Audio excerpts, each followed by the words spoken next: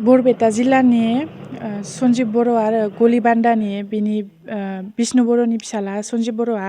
आंजों 2021 निफ्राय रिलेसनशिपआव दंमोन आरो ओमफ्राय बिदिनो मोजां मोनलायनानै ओमफ्राय लोगो हमलायनानै ओमफ्राय उनावहाय बे सुटियाव फैदोंमोन ओमफ्राय सुटियाव फैनायाव गाव लिंहरबाय आरो आंखौ अक्ट'बरनि 8 तारिखआवहाय नभेम्बरनि 8 तारिखआव मोनफैदो आरो बेयो रङियायाव ओमफ्राय हरनि 7टायाव आंखौ फन खालामना बुंदो आरो इयो ओमफ्राय मेसेज हरदों नों गाबोन रङियासिम फै आं थांगोन होननानैहाय ओमफ्राय आं बुंबाय आरो नों मानो बिदि हथात फैदो नोंथ' आंनो खिथायालासिनो बिदि हथात फैदो ओमफ्राय नों न'आव थांग्रो न'आव थांखांनानै उनावहाय लोगो हमगोन होननानै आरो ओमफ्राय उनावहाय बियो नोंहा एफा गोबाव जाबाय लोगो मोनलायिया ओमफ्राय नोङो गाबोन फैदो आं गाबोन 10टायाव मोनहैगोन रङियायाव आं ससे फ्लाइटजों थांसै बिदि होनना बुंदों आरो ओमफ्राय उनावहाय बिदि लिंहरबाय थानायाव ओमफ्राय आं थांबाय आरो रङियासिम ओमफ्राय रङियासिम थांनानै बियो गावसानि न'आव लांगोन होनदोंमोन आरो आंखौ ओमफ्राय गावसानि न'आव लांगोन होननानैहाय बे मोनफैबाय ओमफ्राय मोनफैनानै बिदिनो लोगो मोनबाय आरो रङियायाव लोगो मोननानै ओमफ्राय गावहा रुम बुक खालामबाय आरो रङियायाव ओमफ्राय हटेल बुक खालामबाय ओमफ्राय हटेल बुक खालामनानै न'आव लांगोन होनो ओमफ्राय दिनै रुमाव थासिगोन ओमफ्राय गाबोन जोंहानाव न'आव थांसिगोन जाहैबाय आरो ओमफ्राय बिदि रुमाव थानानै ओमफ्राय जोंहा न'नि मानसिफ्रा फन खालामहरबाय थादो ओमफ्रायो बियो माने आंखौ फन खालामनानै गावसानि न'आव दङ होननो खोन्थाबाय थादो आरो ओमफ्राय हटेलावसो दङ नालाय ओमफ्राय जोंहा न'नि मानसिफोरा बिदिनो फन खालामनायाव ओमफ्राय आंथ' बोरै थगायनो होननानै ओमफ्राय फन रिसिभ खालामथ'वाखैमोन आङो उनावहाय आं रिसिभ खालामबाय आरो इयो बाथरुमाव थांनायाव ओमफ्राय रिसिभ खालामनायावहाय आब'आबो सोंहरबाय थादो आरो जोंहा न'नि मानसिफोरा ओमफ्राय बहा दोङो न'आव दंबा नोंसोर दे बिसानि न'नि मानसिफोरजों रायज्लायहोलाय सोरबा सासेजों होननानै ओमफ्राय न'आवथ' गैया ओमफ्राय उनाव आं खोन्थाबाय आरो थार खोथाखौ माने हटेलावसो दङ रङियायाव होननायाव ओमफ्राय बिदि खोन्थानायाव हटेलाव दङ होनना खोन्थानायाव गावसानि न'आव दङ होनना खोन्थायासै नालाय ओमफ्राय आंखौ बुदों आरो इयो सोबादों हौवासाया सोबादों आरो आंखौ ओमफ्राय बिदिनो थाबाय आरो इयाव हरसे थानाय जाबाय हटेलावहाय ओमफ्रायो नेक्स्ट खालि 9 तारिखै जोंहानि न'नि मानसिफोरा जों थांगासिनो दङ होनदों आरो ओमफ्राय जों थांगासिनो दङ नोंसोर बेयावनो था होननानै ओमफ्राय बे हौवासाया थाला आरो बिदिनो आबसुनि मानसिफोर लाबोनानै आंखौ बुहोनो नागिरदों लास्टिं खालामनो नागिरदों होननानैहाय ओमफ्राय गावो आंखौ थांनाङा नोंजों जोंहा न'नि मानसिफोरा रायज्लायनो नागिरदों होनबाय आं ओमफ्राय उनाव इयो आं लाखिनायाव आंखौ आरो बुबावबाय आरो इयो आखाइयाव अरनानै होदों ओमफ्राय नाख्रांनानै गालांदों आरो नाख्रांनानै ओमफ्राय गाव थांबाय ओमफ्रायो बे नैबे बोसोराव आंखौ कर्ट मेरिजबो खालामगोन होननायमोन आरो बेनिफ्राय कर्ट मेरिज खालामगोन ओमफ्राय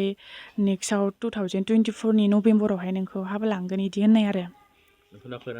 औ नाख्रांनानै खारदों आरो जोंहा न'नि मानसिफोरा रायज्लायनो नागिरदोंमोन नालाय बेजों ओमफ्राय सन्जिब बर'आ CRPF आव मावो कब्रा कामान्डु बिस्रा न'खरनिफोरजों नों रायज्लायनो मोनदों ना मोनाखै बिसोर न'खरनिफोरजों रायज्लायनाय जायाखै जोंहा थांदोंमोन थांनायालाय बिसोर न'खराव ओमफ्राय न'खरनि मानसिफोरा बिदि बुंदों माने बिथ'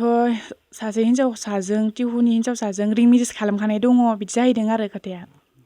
माने नोंखौ थगायनानैसो ब्लेकमेल माने नोंखौ बाहायदों आरो औ थगायनानै बाहायदों माने बिदिनो एफा 2021 निफ्राय रिलेसनशिपआव थानाय ओमफ्राय बिदिनो हाबा लागोन होननानै मोजां रायज्लायबाय थानाय आरो बिदिनो सुटियाव फैयोब्ला बे नोंखौ लोगो हमबाय थायोमोन नामा सुटियाव लोगो हमनाय बे बोसोरनि माबायाव लोगो हमनाय जादों आं गाराखै दायो फरायगासिनो आंनो न्याय नांगौ आरो जास्टिस नांगौ दा माबायदि न्यायखौ होदों माबायदि न्याय नांगौ बेथ' आंखौ हाबा लागोन होनना बुंदोंमोन नालाय बे एफा बिदि थगायबाय बे जब मावोना बे आं बिनि साख्रिखौ सासपेन्ड जाजानो लुबैयो आरो बिनि अनगायै बे माने आंनि जिउजों गेलेबाय आंनि सोलेरजों गेलेबाय ओमफ्राय बे आरो आंनि अनगा बेलेगखौबो खालामबावनो हागौ बिदि दा आंनो न्याय नांगौ आरो बिनि थाखाय ओइ सन्जिब नों आंखौ आंनि लाइफखौ माने बिदि लाइफखौ बरबाद खालामनानै गालांखो दाबो आं नोंजों हाबा जानायनि मुदावनो दङ आरोना नों आंखौ जुदि हाबाखौनो लायामोनबा आंनि सोलेरजों नों मानो बिदि गेलेनांगौ नोङो गाज्रि गोसोनि मानसिखा नों मोजां नंखाया नोङो आंनि सिगांबो गोबां बिदि सिख्लाफोरखौ बिदि खालामदों नों दा जेराव दं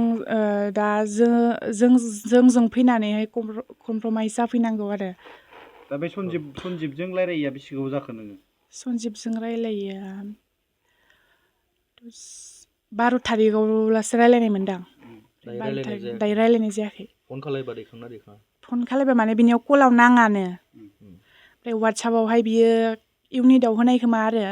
बिनि इउनिटआव होनाय नाम्बार खोमा बे वाट्सएप नाम्बारखौल' इउस खालामो आरो इयो बहा दं बियो दायो ओरैनो बेनि साख्रि जिथु पस्टिं बे बबेयावमोन मध्य प्रदेशआव नों वाट्सएपनि मेसेज खालायोना खालाया खालामदोंमोन बियो दाख्लैबावै ओमफ्राय आं उनावहाय बिखौ लिंहरदोंना थानायावहाय नों रोङिया थानायाव फै होननानैहाय बिदि लिंहरनायनि उनाव बियो जेबो बिदि रेसपन्स होफिनाखै आरो दा बेखौ नोंखौ लांगोन होननानै बुंदों ना लांला बेखौ माबा मोनसे बुंदों नामा बियो माने बिदि लांगोन होननानै बुङाखै ओरैनोथ' सिगाङाव नोंखौ लांगोन होनना औ सिगाङाव लांगोन होननानै बुंबाय थादोंमोन हाबा खालायगोन होननानै औ हाबा खालामगोन होननानै बिदि बुंदोंमोन जेदिनखालि रङियाव नोंसोर हरखाबाय बेनिफ्राय बे खारखोमाबाय आरो औ माबाफोर बुंलांबावदों नामा नोंखौ खारनायनि समाव खानायनि समय माने बियो आंखौ बिदि बुंदों आरो नों जुदि आंखौ बिदि जरजबस्ति आंजों हाबा जायो नोंखौ आं लाइफआव सान्ति जाहोआ बिदि होननाय आरो आंजों जरजबस्ति हाबा जायोबा नोङो बिदि होननानै थारमाने बियो बेहा गोसोथोनाय दंखायो बा सोरजोंबा बेबायदि रायलायखानाय दङ होननानै नोंनि सिगाङाव फोरमायदोंमोन नामा सिगां खोन्थाखायाखै बिदि होननानै बे सिख्लाखौ बियो हाबा जानायसो होननानै बुंलायबावदोंमोन माने सिगांनि मोजां मोननाय ओमफ्राय बियो हाबा जाबाय खृष्टानजों होननानै बुंलायबावदोंमोन आरो न'खरनिया फोरमायदों आरो माने गुबुन दंखायो नालाय औ गुबुन दंखायो होननानै न'खरनिया फोरमायदों जाहैदों आरो जों थांनायावहाय